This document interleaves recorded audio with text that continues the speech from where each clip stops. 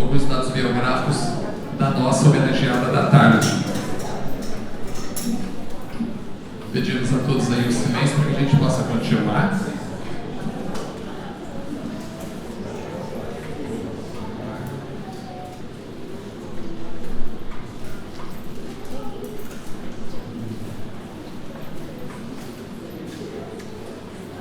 Muito bem. Allan Kardec, o codificador da doutrina espírita, quando iniciou os seus trabalhos que resultaram na codificação do espiritismo, nós já bem sabemos que ele se cercou de muitos médiums, muitas médiums, homens e mulheres, inclusive jovens, até com as meninas. Recentemente, tornou-se muito conhecido aqui no meio espírita, no Brasil e também no mundo, o Chico Xavier, agora o Divaldo Pereira Franco, nosso Eurípides Barçanufo, tantos outros nomes, que talvez nos tenham passado a impressão de que a mediunidade fosse um atributo mais dedicado aos homens, mas Allan Kardec disse que todos nós somos médiuns. Agora, médiuns ostensivos, aqueles capazes de ouvir os espíritos, falar com eles, receber mensagens dos espíritos, de fato, é um atributo que pode pertencer àquele que está aqui na condição de homem ou de mulher. Assim foi o início da codificação. Lembrando das jovens Julie Baudin e Caroline Baudin, as irmãs, Ruth Céline Jaffé, todas jovens, Hermance Dufault, as senhoras Pauline Mazon e Marie Delany, não é? Uma série, um conjunto de mulheres que cercaram o codificador para o surgimento do espiritismo. Então, para abrilhantar e engrossar a fila das mulheres médiums ostensivas, planejou no plano espiritual a sua última encarnação aqui entre nós. Vindo ao mundo, segundo ela mesma disse, não como uma missionária da mediunidade, como talvez alguns outros assim tenham vindo, mas aquela que se tornara devedora, em razão dos seus delitos cometidos no passado. E sobre isso será muito dito aqui ao longo da tarde. Graças a isso, nasceu no dia 24 de dezembro de 1900, também lá na virada do século passado, a nossa que recebeu a alcunha de heroína silenciosa. Nasceu ali na Vila de Santa Isabel, no Rio de Janeiro, hoje o município do Rio das Flores, numa família humilde.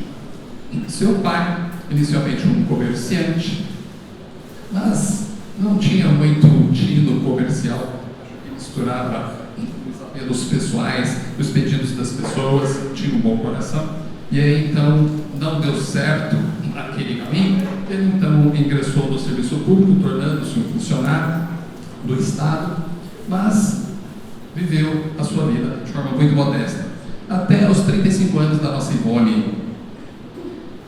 E ela já recebeu a instrução espírita bem desde cedo, né?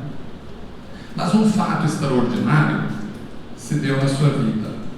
Logo no primeiro mês, exatamente aos 29 dias de nascido, algo acometeu a sua saúde que assustou a todos. Afinal de contas, no ano de 1900, a medicina era muito menos avançada do que hoje, claro. Então, aos 29 dias de nascido, ela é acometida de uma grave crise de tosse, seguida de uma sufocação impressionante, que logo mais, sem que pudesse ali, afastado do meio urbano, mais no meio rural, tudo muito difícil, sem acesso, sem a medicina, e então, passadas 6 horas daquela condição, foi dada como morta, o que para nós hoje situa-se no campo da catalepsia, que é uma morte aparente, não é? E assim, isso era muito comum naqueles tempos mais recuados, em que a medicina ainda não havia detido esses conhecimentos. Então, dada como morta, já estava até preparando o seu funeral, quando a sua mãe, então, em pranto, em um desespero, se tranca no quarto, e aí faz a sua súplica a Maria Santíssima, pedindo em favor da sua pequena filha, um bebê.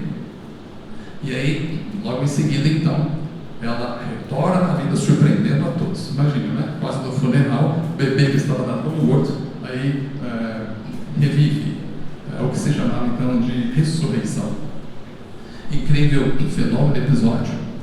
E eu, depois, mais tarde, os espíritos amigos vieram explicar o que havia se passado naquele momento. Inclusive, ela disse, aquele fenômeno de catalepsia, de morte aparente, a acometeu naquele instante, aos 29 dias de nascido, e algumas outras vezes ao longo da vida. Porque realmente era inerente à sua predisposição anímica e mediúnica. E então, os amigos espirituais vieram explicar que naquele momento, aquela sufocação toda, na verdade, era o resultado de um conjunto de correntes vibracionais que aconteciam na intimidade da sua própria alma em razão dos delitos que ela houvera cometido no passado. Novamente sobre isso, muito será dito agora logo mais. Então, bem aos 5 anos de idade, é incrível, essa idade, 4 anos, 5 anos, para os médiuns ostensivos parece ser uma marca temporal muito comum. Assim foi com Chico Xavier, com o Divaldo, tantos outros, né? Para que realmente dê tempo que o espírito se reconheça e aprenda a trabalhar com aquela ferramenta, dando-lhe a utilidade providencial. E aos 5 anos já viu os espíritos, né? Ela demorou um pouco para reconhecer no seu pai biológico o seu verdadeiro pai, naquela encarnação, a última encarnação, né? Porque ela reconhecia outro. Também sobre isso será falado logo mais. O seu pai, logo quando ela nasceu, seu pai já havia, não há muito tempo antes, se convertido ao espiritismo, de modo que, logo ainda em fase infantil, ela teve acesso ao Evangelho segundo o Espiritismo, o Livro dos Espíritos, o Evangelho como na sua orientação religiosa, o Livro dos Espíritos como a sua fundamentação filosófica e toda a obra da codificação que lhe serviria de orientação com bases de segurança para o bom exercício da mediunidade. E aí viveu sempre de forma muito reservada, não é? Porque a sua condição difícil, uma vida dura, sem recursos financeiros, nada foi fácil para ela.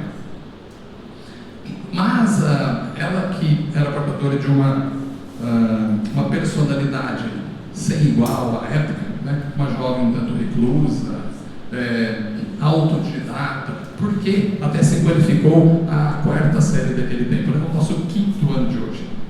Só instrução primária. Mas como autodidata, tudo o que lhe chegava à mão ela lia, e logo então começou a produzir escritas, né? Inclusive numa vivacidade, numa fluidez, numa rapidez, que mais tarde ela veio a saber que já eram exercícios práticos de psicografia. E a sua faculdade era extraordinária, com uma qualidade inusitada, ímpar, quase única. Sempre quando se deitava ao repousar o corpo físico, ela facilmente se desdobrava, também com os seus amigos espirituais.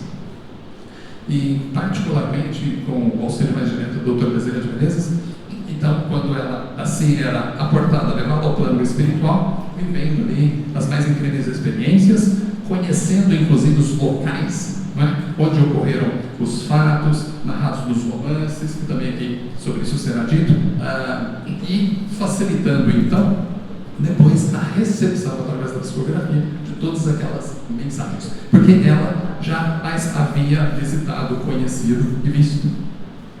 E aí então, a nossa heroína silenciosa segue a sua vida. O seu pai, certa feita, um tanto intrigado com toda aquela situação, esses aspectos fenomênicos que envolviam sua filha, naquela época era muito comum assim. Havia um médium muito famoso ali, no meio em que ele vivia, amigo do seu pai, que então resolveu consultar esse médium para saber quem teria sido a sua filha em vidas passadas. Era muito comum essa preocupação na época, né? Talvez ainda até hoje. E aí então chega esse médium amigo, pergunta aos espíritos aí, quem foi a minha filha em vidas passadas? Ele se prontifica, então mais tarde traz a resposta, dizendo assim: de fato a sua filha viveu tempos recentes e recuados. No ambiente da Europa, viveu uma vida tumultuada. Tá? E aí, as demais descrições e vivências que serão relatadas aqui comprovarão essa revelação inicial. Então, para concluir, o nosso tempo já está esgotado, ela então se dedica, ao longo de toda a sua existência, à mediunidade com Jesus, segundo o Espiritismo, o que lhe deu muita segurança. Mas para isso também se custou muito caro, porque ela se absteve de todos os gozos terrenos, materiais, de diversões, para viver a grande mensagem.